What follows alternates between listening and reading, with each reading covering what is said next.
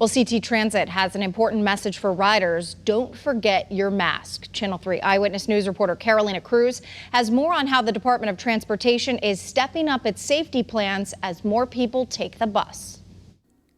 CT Transit ridership is trending up as pandemic fatigue is setting in.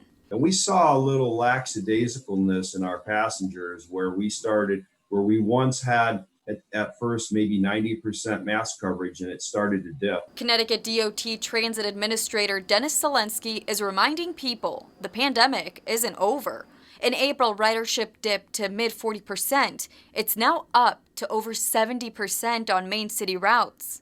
As the virus got worse, our measures increased. CT Transit is providing all bus drivers with face masks, hand sanitizer, and rubber gloves. Buses are disinfected every night, including with new electrostatic sprayers. All passengers are required to board through the back. The last thing we want is for a passenger to spread something to the driver and then for the driver to distribute it back. The goal is to have no more than 15 riders at a time. CT Transit is using camera recordings on buses to track passenger counts at the end of the day. It helps determine where and when to add buses.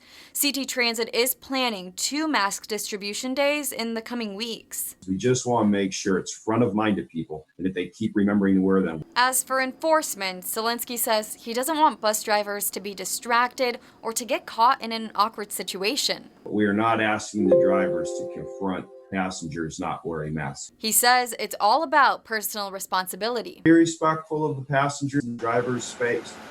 This is a unique time that we're going through. Carolina Cruz, Channel 3 Eyewitness News.